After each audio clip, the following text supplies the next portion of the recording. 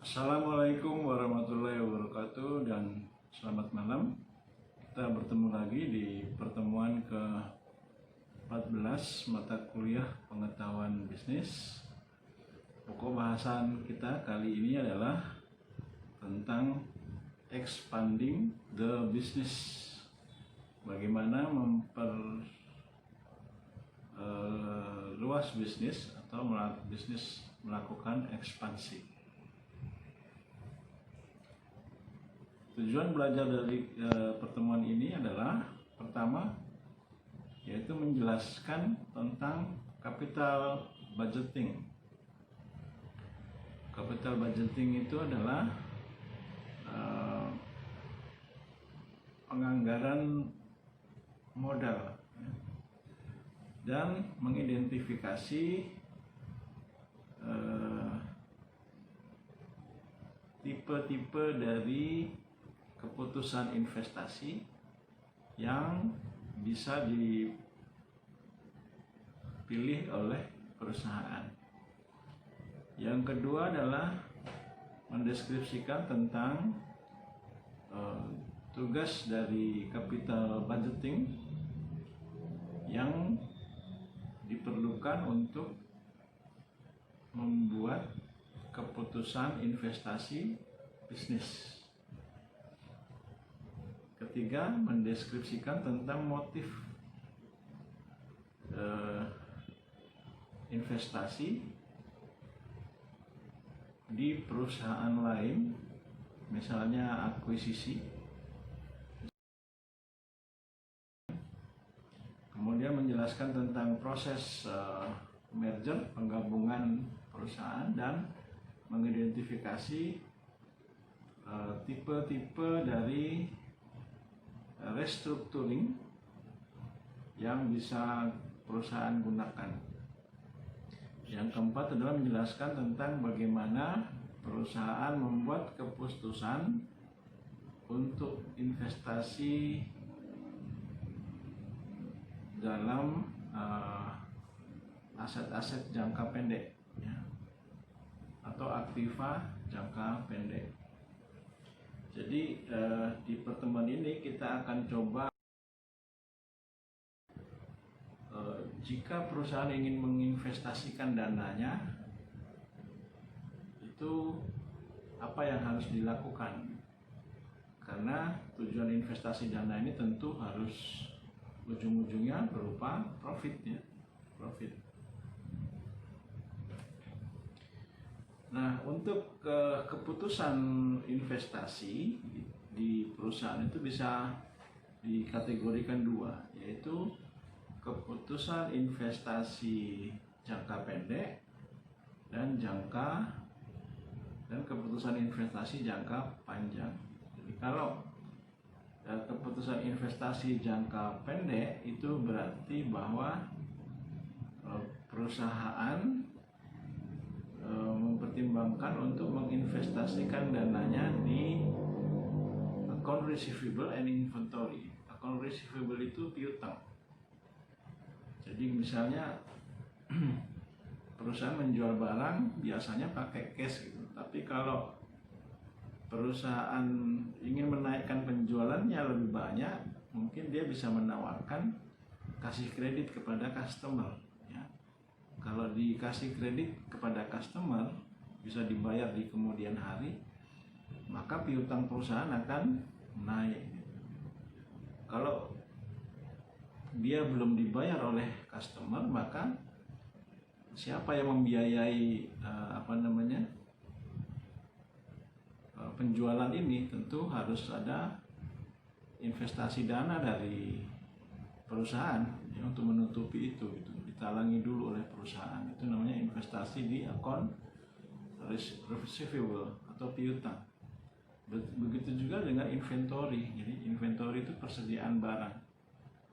Jadi apakah kita mau menjaga sejumlah tertentu persediaan barang? Kendalanya adalah kalau penjualannya rendah, tentu akan banyak dana yang tertimbun di persediaan karena belum laku, gitu, belum jadi uang. Maka maka itu juga harus siap dibiayai oleh perusahaan. Jadi kalau perusahaan ingin account receivable dan menambah inventory, maka perusahaan harus siap menginvestasikan dananya di situ. Itu keputusan investasi jangka pendek, karena tidak lama lagi pasti akan laku gitu ya. Cuma ada jangka waktu yang perlu diantisipasi. Yang kedua adalah keputusan investasi jangka panjang. Ini biasanya dilakukan oleh perusahaan untuk menginvestasikan dananya pada aset-aset yang sifatnya jangka panjang, misalnya membangun pabrik baru gitu ya, atau mungkin membangun gedung baru. Itu investasi jangka panjang. Bahkan mungkin membeli perusahaan baru, itu perusahaan lain, itu investasi jangka panjang. Di slide kita lihat bahwa keputusan investasi yang dilakukan oleh perusahaan, keputusan yang dilakukan oleh perusahaan ini ujung-ujungnya adalah menghasilkan revenue, ya. Revenue dari investasi itu. Tapi di lain sisi ada juga expenses atau pengeluaran dana terkait investasi. Memasukkan dana atau mengeluarkan dana untuk investasi, tapi diharapkan dana ini nanti hasil investasi ini akan bisa menghasilkan revenue, dan ujung-ujungnya diharapkan menjadikan firm earnings atau pendapatan perusahaan, sehingga firm value. Nah, berbicara tentang keputusan investasi, jadi perusahaan tentu bisa melakukan investasi. Misalnya ada sebuah proyek ya di dalam perusahaan, misalnya proyek untuk membangun gedung baru atau mungkin membeli mesin baru ya. Tujuannya tentu bukan untuk sekedar menghamburkan uang, tapi diharapkan dengan adanya gedung baru mungkin nanti penjualan bisa meningkat. Misalnya gedung untuk atau cabang baru lah, cabang untuk penjualan di daerah baru. Tentu diharapkan dengan pembukaan cabang baru itu atau gedung baru itu, penjualan akan meningkat, menghasilkan keuntungan atau pendapatan yang meningkat juga. Begitu juga dengan kalau kita membeli mesin, menambah mesin gitu. Diharapkan dengan adanya mesin yang baru, maka produksi juga bisa meningkat. Ya. Kalau produksi meningkat berarti penjualan meningkat, keuntungan juga akan meningkat. Jadi tujuan dari perusahaan melakukan investasi supaya ada pertumbuhan setiap tahun, setiap saat gitu ya. Karena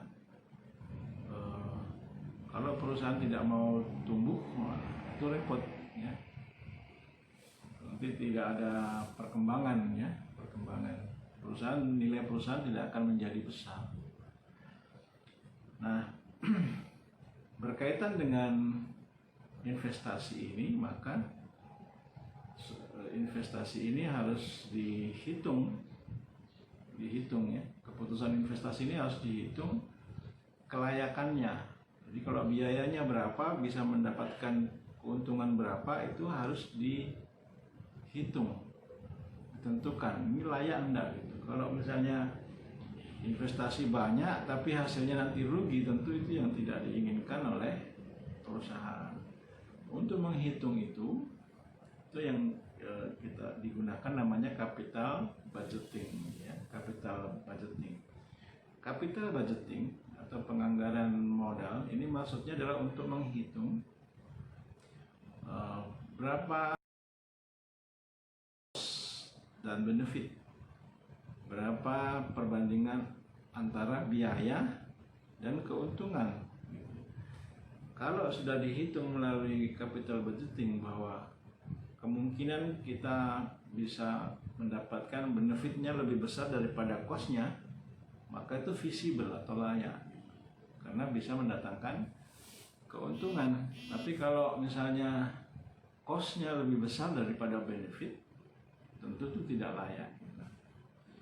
Yang menjadi rumit adalah kadang-kadang sebuah investasi itu tidak bisa menghasilkan keuntungan dalam waktu yang singkat. Ya, ada yang mungkin 3 tahun atau 5 tahun ke depan baru bisa menghasilkan keuntungan. Misalnya tahun pertama sampai tahun keempat misalnya, itu cost-nya masih lebih tinggi daripada benefit. Tapi tahun kelima benefitnya sudah lebih tinggi daripada cost. Begitu juga tahun ke-6 dan seterusnya. Jadi benefitnya sudah lebih besar daripada cost-nya. Itu juga bisa dikatakan layak, tergantung dari keputusan perusahaan apakah mau menginvestasikan dananya dalam jangka waktu tertentu baru bisa mendatangkan keuntungan. Ya. Contohnya misalnya McD misalnya. McD mau mendirikan outlet baru gitu, outlet baru atau restoran yang baru, kantor restoran yang baru, maka di situ ada cost yang harus dibiayai. Ya, costnya dalam bentuk apa? Gedungnya. Ya, gedungnya harus dibangun sesuai dengan ciri khas McD misalnya. Kemudian ada juga furniturnya, kursi, meja gitu ya, harus dibeli kan. Kemudian ada utensils, itu perkakas itu ya alat-alat yang dibutuhkan ya. Kemudian ada cooking facilities, peralatan masak itu juga membutuhkan biaya, belum lagi bahan baku makanannya dan tenaga kerjanya, itu semua membutuhkan biaya gitu ya. Nah, dalam jangka waktu tertentu, karena pada saat kantor ini atau ini baru didirikan, tentu belum bisa mendatangkan keuntungan. Bahkan mungkin butuh waktu untuk mempromosikan tempat baru ini, gitu. Sehingga pendapatan belum sesuai dengan yang diharapkan. Nanti setelah jangka waktu tertentu, misalnya 3 tahun atau 4 tahun, baru bisa benefitnya lebih tinggi daripada cost-nya. Namun dalam investasi seperti ini, dalam keputusan investasi biasanya keputusan yang dilakukan sekarang, tapi cost dan benefitnya itu berupa perkiraan karena belum terjadi gitu ya. Nah, menghitung cost dan benefit di masa yang akan datang itu merupakan keterampilan tersendiri ya, kesulitan tersendiri, karena jangan sampai salah membuat perkiraan. Kalau salah membuat perkiraan, bisa tadinya diperkirakan untung malah bisa jadi rugi. Nah, untuk itu diperlukan langkah-langkah dalam capital budgeting. Jadi menganggarkan modal itu harus ada step-stepnya. Step pertama adalah proposing new project.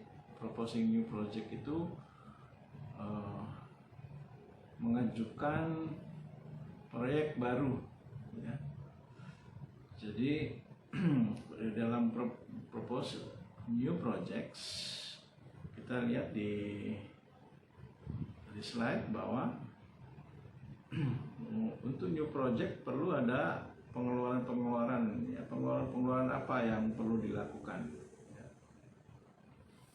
Pengeluaran itu misalnya proyeknya membuka cabang baru tadi, restoran baru, maka perlu apa saja yang harus disiapkan ya. Kemudian yang kedua adalah estimating cash flow of project. Cash flow itu harus kas, jadi uang keluar masuk ya, cash flow. Ada cash inflow, ada cash outflow. Cash outflow itu keluar, uang keluar, dan cash inflow masuk. cash outflow itu keluar untuk apa? Untuk membiayai project seperti tadi, biaya project, terutama bahan baku, tenaga kerja. Kemudian cash inflow-nya dari mana? Dari orang beli ya, orang beli, pendapatan itu dihitung. Pada saat awal-awal didirikan, pada waktu belum beroperasi warung restorannya, maka yang terjadi baru cash outflow saja, belum ada cash inflow. Yang ketiga, determining whether projects are feasible, menentukan apakah project ini visible atau layak. Ya, disinilah dihitung cost and benefitnya, ya, biaya dan pendapatan yang mungkin yang bisa diterima di masa yang akan datang, ya, terutama berkaitan dengan nilai uang di masa yang akan datang. Kemudian yang keempat adalah implementing feasible project. Kalau sudah di langkah ketiga tadi projectnya dinilai feasible atau layak, maka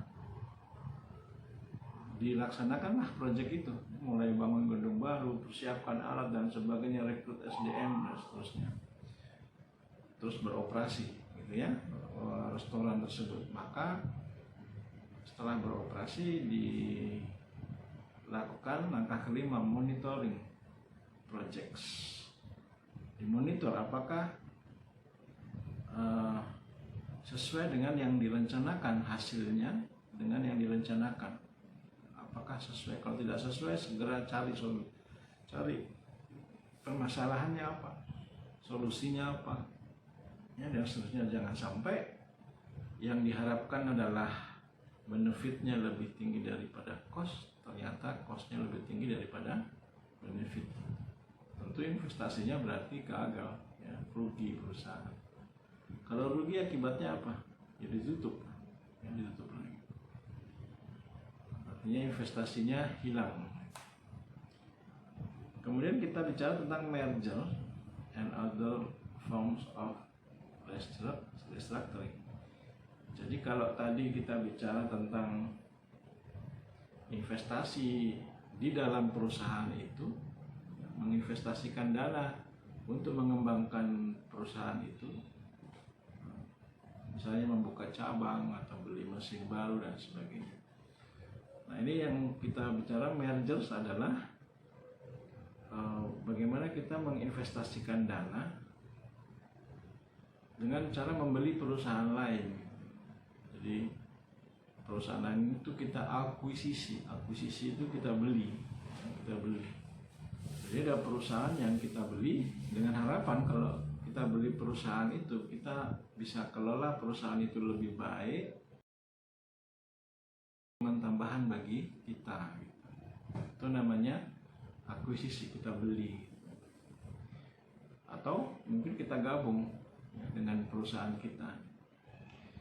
Nah, ada beberapa model merger yang bisa dilakukan oleh perusahaan.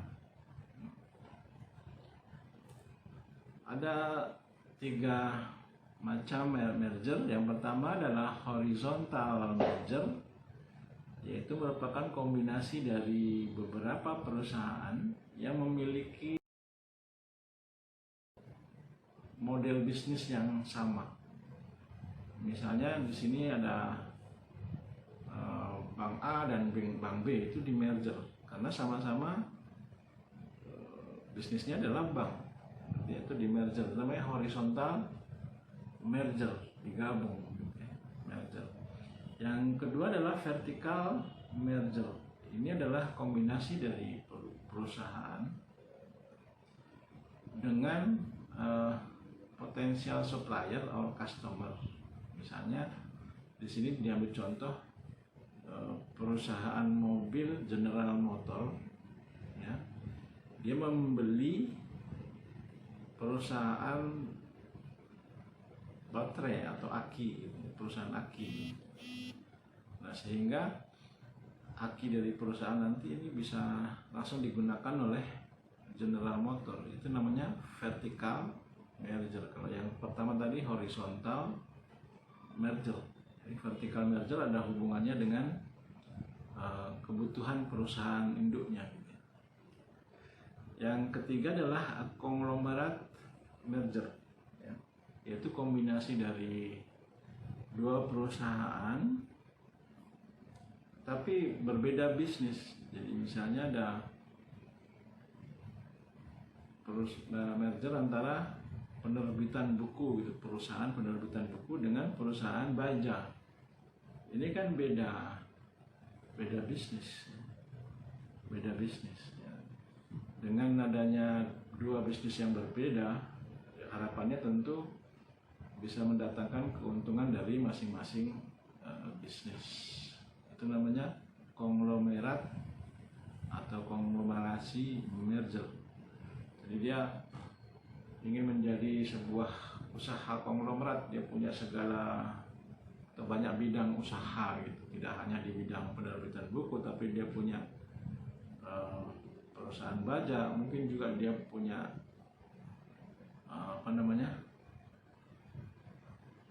perumahan, bangun apartemen, atau mungkin bikin hotel dan macam-macam usaha. Jadi itu namanya grup atau konglomerasi.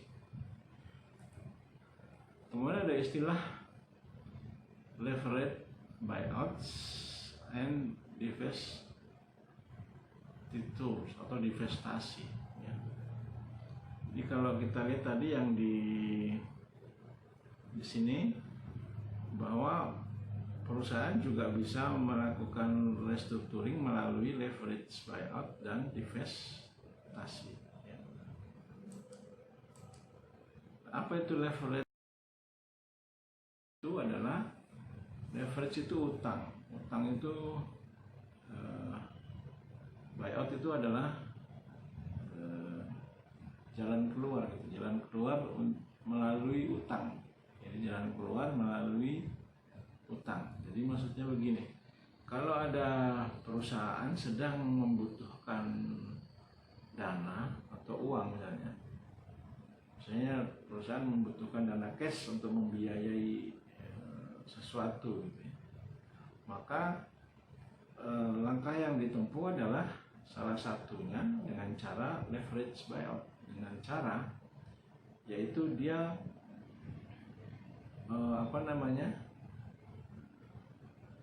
bisa menjual satu unit bisnisnya dengan cara meminjam uang, dengan cara meminjam uang atau leverage. Jadi misalnya ada satu unit bisnis, kemudian dia mau butuh duit, lalu dia pinjam uang dengan bisnis ini. Jadi itu namanya leverage buyout. Jadi kebutuhan dananya dibiayai dengan hutang. Siapa yang mau membiayai? Tentu investor. Investornya siapa? Bisa siapa saja, bahkan mungkin bisa karyawannya, manajernya, manajemennya, atau mungkin juga dari luar juga kalau ada yang mau, itu boleh. Itu namanya leverage buyout. Kemudian ada divestasi atau divestitures. Divestasi itu kebalikan dari investasi. Kalau investasi kita mengeluarkan dana untuk diinvestasikan pada sebuah proyek, tapi kalau divestasi itu sebaliknya, kita menarik investasi kita. Nah, apa motif orang melakukan investasi? Ya. Pertama, perusahaan bisa melakukan divest atau menjual bisnisnya. Mungkin dia akan jual bisnis yang memang tidak sesuai dengan bisnis utamanya. Seperti tadi, awalnya dia punya usaha utamanya adalah penerbit buku, lalu dia punya bisnis juga perusahaan baja, steel manufacture. Nah, karena dia kerepotan misalnya ngurusi dua jenis yang berbeda, padahal core bisnisnya adalah penerbit buku, maka dia mengambil keputusan untuk melakukan divestasi atau menjual perusahaan bajanya gitu. Karena dia ingin fokus mengembangkan yang penerbit buku. Misalnya dia pengen buka kantor cabang penerbitan buku di beberapa daerah gitu. Karena butuh dana banyak, maka dia mengambil keputusan untuk menjual perusahaan bajanya gitu. Itu namanya motif yang pertama. Motif yang kedua adalah perusahaan butuh dana dengan cara menjual bisnisnya. Jadi menjual bisnisnya salah satu bisnisnya ya, supaya bisa berubah menjadi uang tunai gitu. Salah satu bisnisnya maksudnya bisnis yang mungkin cabangnya atau apanya dijual. Kemudian yang ketiga, motif yang ketiga adalah perusahaan menjual juga bisnisnya, tapi sebagian, maksudnya tidak seluruhnya. Ini pernah terjadi di perusahaan yang ada di Surabaya, Sampurna misalnya. Sampurna kita ketahui bahwa dia memproduksi rokok banyak merek gitu. Ada Sampurna Mile, ada Samsu, ada macam-macam. Nah, dia menjual bisnisnya itu, dia menjual Sampurnanya, perusahaan Sampurnanya, tapi dia tidak jual Jisamsunya, karena dianggap bahwa nilai Jisamsu di rokok Jisamsu di mata masyarakat itu masih tinggi, bahkan lebih tinggi daripada nilai perusahaan Sampurnanya. Jadi dijuallah oleh pemilik Sampurna, yang dijual hanya Sampurnanya, tapi di Samsunya dia tidak jual. Sampurnanya ini dijual kepada Philip Morris, perusahaan dari Amerika. Di Samsunya tetap dikelola oleh pemilik lama. Nah, itu motif yang ketiga seperti itu, karena dia nilai bahwa di Samsunya masih mempunyai nilai yang tinggi. Kemudian terakhir adalah short term investment decision. Jadi short term itu jangka pendek. Keputusan investasi jangka pendek itu biasanya berkaitan dengan short term aset atau aktiva jangka pendek dan liabilities atau pasiva jangka pendek. Aktiva jangka pendek itu biasanya terdiri dari kas. Kalau di sisi aktiva ada kas, ada surat berharga jangka pendek, ada piutang, dan ada inventory atau persediaan. Ini adalah aset-aset yang siap dirubah untuk menjadi uang tunai, ya, dirubah jadi uang tunai. Kalau liability short term atau kewajiban jangka pendek itu biasanya terdiri dari account payable atau hutang dan pinjaman jangka pendek, ya, pinjaman jangka pendek. Secara akuntansi mengelola keduanya ini tidaklah mudah. Nah, untuk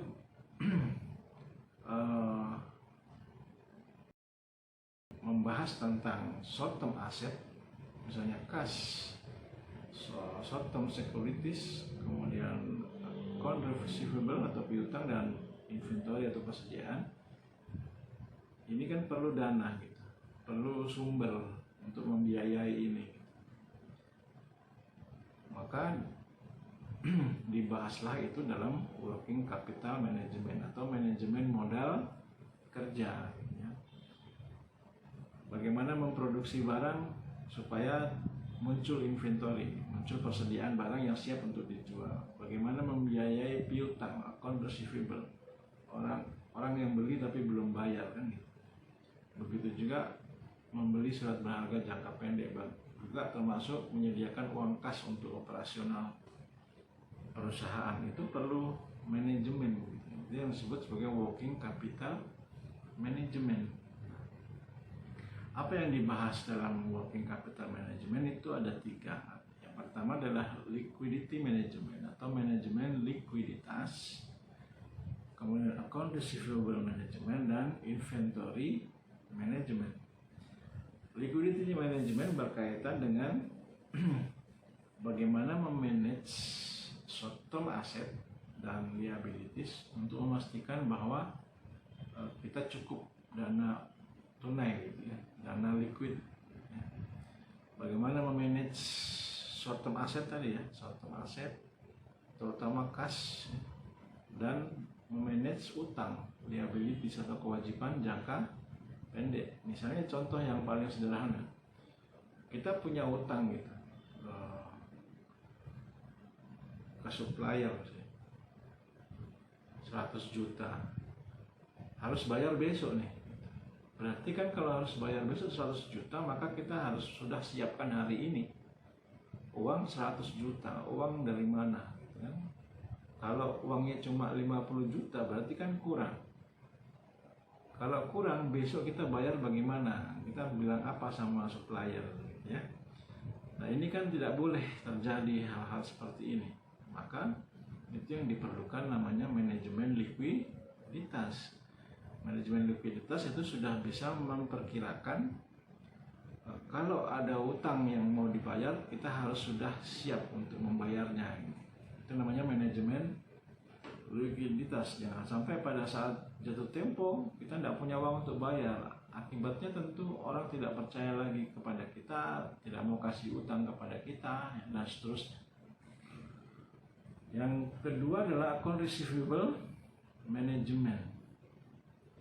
Ini adalah memanage berapa banyak piutang yang bisa kita berikan kepada customer, berapa banyak penjualan kredit yang kita bisa berikan kepada customer. Jangan sampai semua barang yang kita jual semua pakai kredit, dicicil semua oleh customer. Tentu kita yang rugi ya, karena pemasukan jadi tidak menentu kapan masuknya dan seterusnya, itu sulit diprediksi. Sehingga di account receivable management ini akan dihitung komposisinya, berapa yang penjualan yang cash dan berapa yang bisa kredit gitu, supaya uang yang masuk dari cash tadi bisa kita cepat pakai lagi untuk berputar gitu. Jangan sampai terlalu besar juga di penjualan kredit ya. Karena kalau terlalu banyak penjualan kredit, kita belum dapat uang, kita tidak bisa produksi lagi kan, repot. Nah, yang berikut adalah inventory management, bagaimana memanage persediaan barang ini sebelum dijual. Misalnya ini berkaitan dengan antara bagian produksi dan bagian penjualan. Kalau bagian produksi memproduksi misalnya 100 unit, kemudian bagian penjualan hanya bisa menjual 25 unit, maka akan tersimpan 75 unit ini mampet di situ, nggak bisa mendatangkan uang cash. Ini kan berbahaya. Yang diharapkan adalah produksi 100 unit, terjual juga 100 unit, itu yang baik. Nah, sehingga ini harus di-manage, itu yang di-manage oleh inventory management gitu ya. Misalnya contoh, produksi 100 unit, terjual misalnya 75 unit gitu. 25 unitnya bagaimana? Boleh nggak kita kasih kredit kepada customer? Boleh saja, supaya cepat habis inventorinya. Karena kalau tersimpan lama pun, inventory kalau tidak terjual, itu ada biaya penyimpanan, ada juga kemungkinan rusak barang itu di waktu disimpan. Ya, gitu. Jadi inilah dibahas di inventory management. Kembali lagi kepada short term investment decision. Jadi short term investment decision ini adalah keputusan bagaimana kita bisa menyiapkan dana dalam jangka pendek supaya dana ini bisa masuk lancar ke dalam perusahaan, pun kita juga bisa membayar kewajiban-kewajiban kita ke pihak lain. Jadi ada liquidity management, ada account receivable management, ada inventory management supaya uang cepat masuk. Nah, secara singkat kita bisa rangkum ya di slide. Kita perhatikan bahwa investment task itu ada, pertama, kalau kita mau mengembangkan perusahaan, maka lihat juga kondisi ekonomi. Kalau kondisi ekonomi bagus, kita siap untuk memperluas perusahaan. Nah, apa yang dilakukan? Ya, kita harus menghitung ya, apakah investasi ini bisa mendatangkan pertumbuhan bagi perusahaan dengan cara capital budgeting. Nah, capital budgeting itu ada langkah-langkahnya ya. Ada new project di propose, kemudian cash flow-nya diestimasi, apakah bisa dihitung ya benefit and cost-nya, lalu menentukan layak atau tidak, lalu diimplementasi, lalu di monitoring. Jadi itulah yang disebut capital budgeting analysis ya, sampai dia monitoring. Kemudian ada lagi jenis investasi lain, yaitu merger. Merger tadi ada beberapa macamnya, ada horizontal merger, ada vertical merger, dan konglomerat merger. Terus ada juga aset short terms. Kita harus short term aset kita harus juga memanage. Tadi ada liquidity management, ada account receivable management, dan inventory management ya, supaya bisa mendatangkan keuntungan bagi perusahaan. Jadi investasi ini itu diharapkan bisa meningkatkan kinerja dari perusahaan. Perusahaan menjadi semakin besar, semakin baik ya, semakin untung. Kira-kira demikian materi untuk pertemuan terakhir ini. Mudah-mudahan bisa dipahami. Sampai bertemu di ujian akhir semester. Assalamualaikum warahmatullahi wabarakatuh.